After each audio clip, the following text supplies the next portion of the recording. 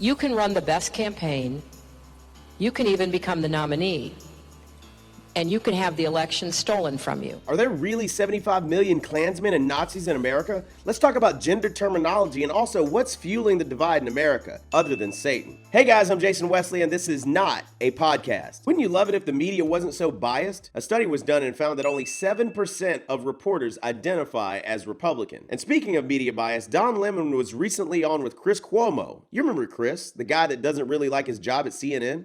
Well, I don't like what I do professionally, I've decided. And you remember Don Lemonade, right? That was the same guy that said that the biggest terror threat in America was white men. So we have to stop demonizing people and realize the biggest terror threat in this country is white men, most of them radicalized to the right. And then he doubled down on that claim, even though he's married to a white man. Yeah, that's the same guy that hates President Trump but has sympathy for pedophiles and child molesters. I want to ask you something, and I know people are going to probably send me a lot of hate mail for this. I've never been one to take glee in anyone's demise, and when I saw Jerry Sandusky walk out in handcuffs, I did kind of feel a bit sorry for him, even though I know the jury found him to do some horrific things. I was like, you know, his life is over. All of these young boys, it was terrible for them as well. There are no winners. In your piece, you say someone has no choice to be a pedophile, but someone can choose to not be a child molester. Anyway, so Don Lemon was on with Chris Cuomo and lumped all people who voted for President Trump in with Klansmen and Nazis. You can't say that. What? Everybody's like everybody who voted for Trump is like them. No, I just explained to you. If you are on that side, you need to think about the side you're on. I am never on the side of the Klan.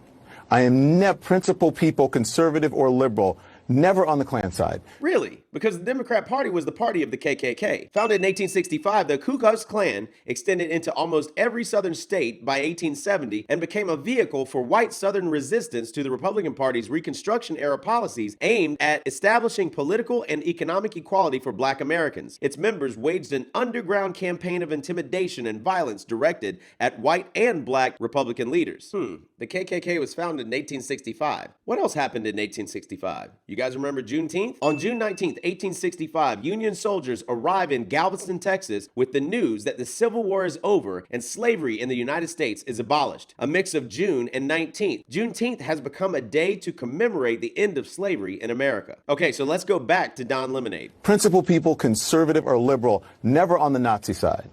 Principal people who are conservative or liberal, never on the side that treats their fellow Americans as less than. You're going to hear people yelling, you vote for Trump, this is what you get. And this man was beaten severely and his car was stolen. Watch. That says that your fellow Americans should not exist. That says your fellow Americans should be in a concentration camp. And we'll put them into re-education camps. Amen. Or that sides with slavery, or sides with any sort of bigotry. Right, and if they say, I don't agree with those people, I just like Trump's policy. Well, then get out of the crowd with him. Get out of the crowd with I wasn't him. in the crowd, I just voted for Trump. You're in the crowd who voted for Trump. If you voted for Trump, you voted for the person who the Klan supported. You voted for the person who Nazis support. You voted for the person who the alt-right supports. Really, because last time I checked, founder of the alt-right movement and white supremacist Richard Spencer was on the side of Joe Biden. And for those who don't know who Richard Spencer is, watch this. Richard Spencer, founder of the so-called alt-right movement. Their movement is broadly referred to as alt-right. Richard Spencer, a prominent member of the alt-right. I'm not totally opposed to socialism when done right. I think we actually should use the government to benefit ourselves, the people of this country. I think we should have a national healthcare system. I think we should quadruple national parks. I think we should make this world a better place, and I think government has a role to play in that. No individual has a right outside of a collective community. You have rights, not eternally or given by God or by nature. Who gives them to us?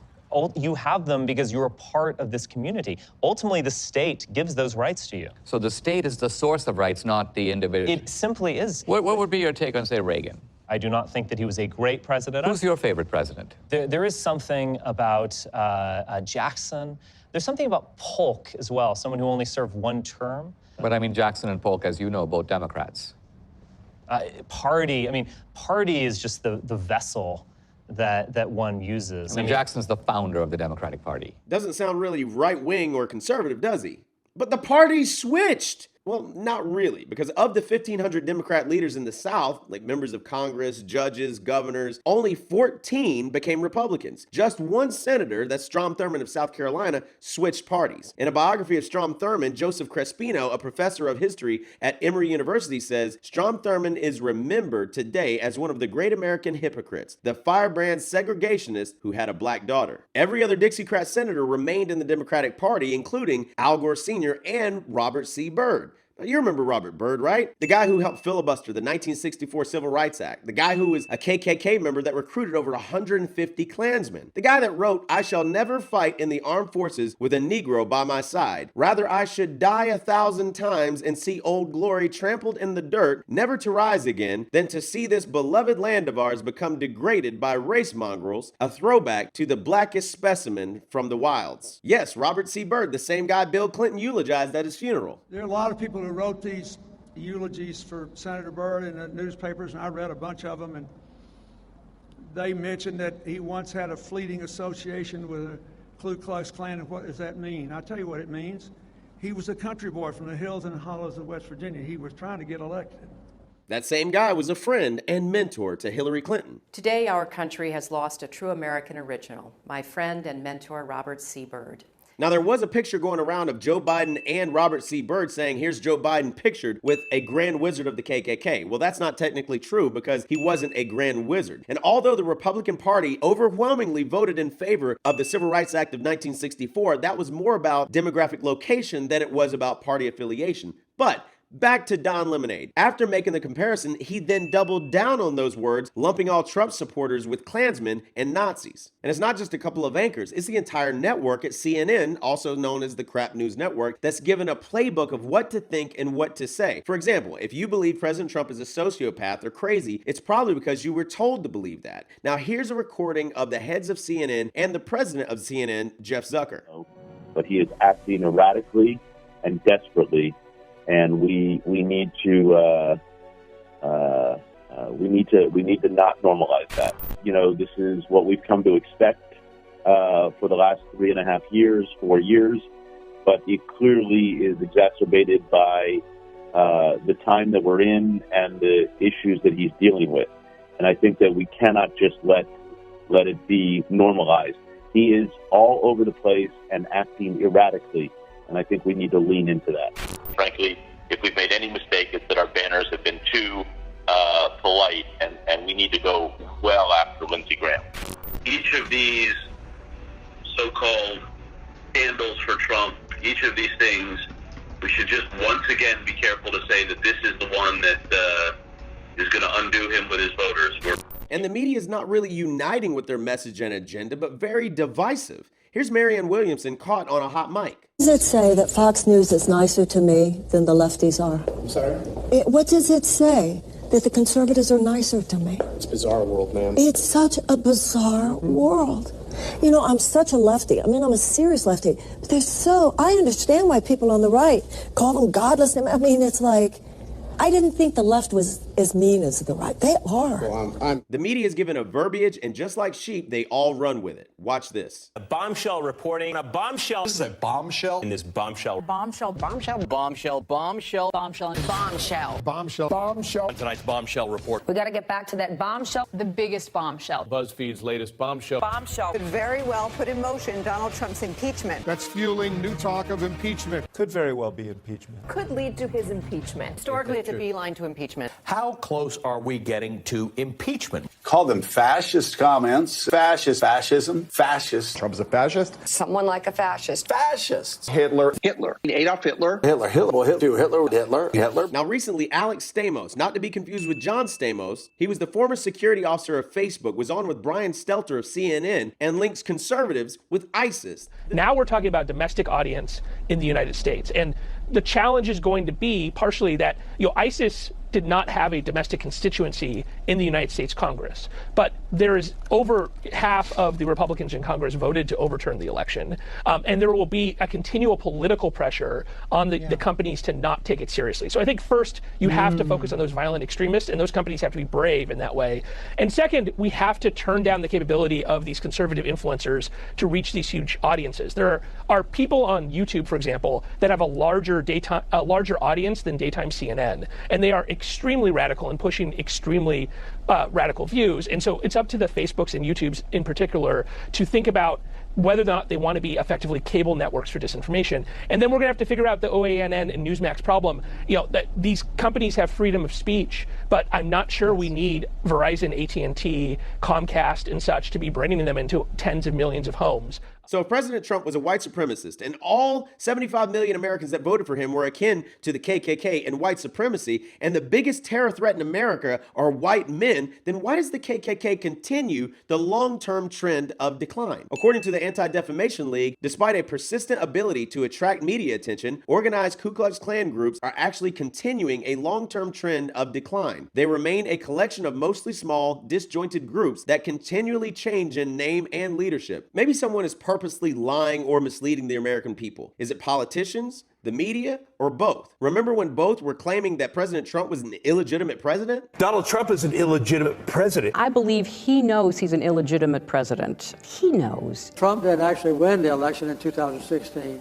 He lost the election, and he was put into office because the Russians interfered. As a legitimate president. You do not consider him a legitimate president. Why is that? I think the Russians participated in helping this man get elected.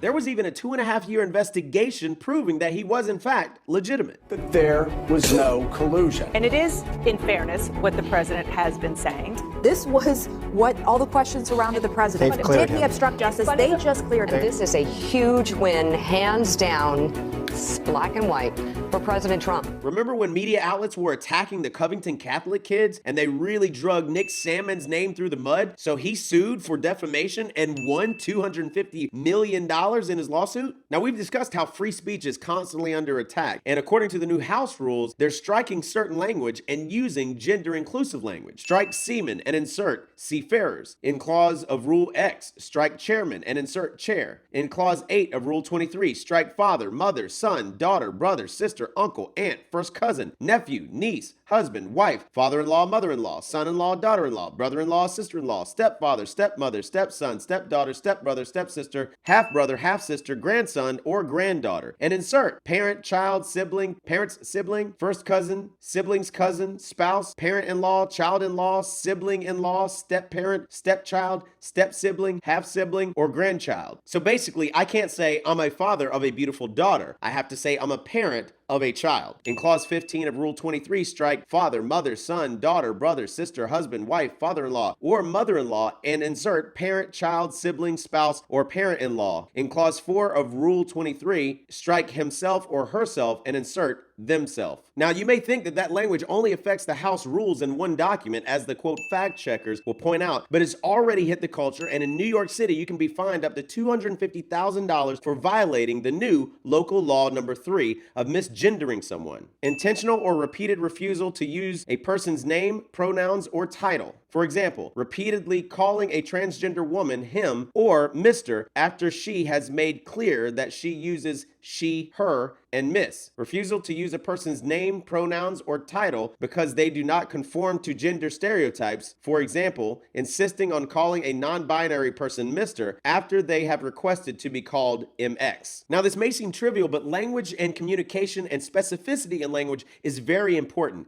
What we've seen are literal definitions changed in the dictionary to fit a political agenda. So when you throw around words like racist over and over, it lessens the actual meaning of the word, very similarly to the boy who cries wolf when there's no wolf. Do wolves exist? Yes. Can wolves be dangerous? Absolutely. But if you keep calling wolf when there's no wolf, what happens when there's an actual wolf? Well, nobody believes you. What if science only used inclusive language rather than being very specific in its language? We would just call every bird bird. So we wouldn't have any other birds that felt left out. That way we wouldn't have to differentiate between an eagle and a chicken.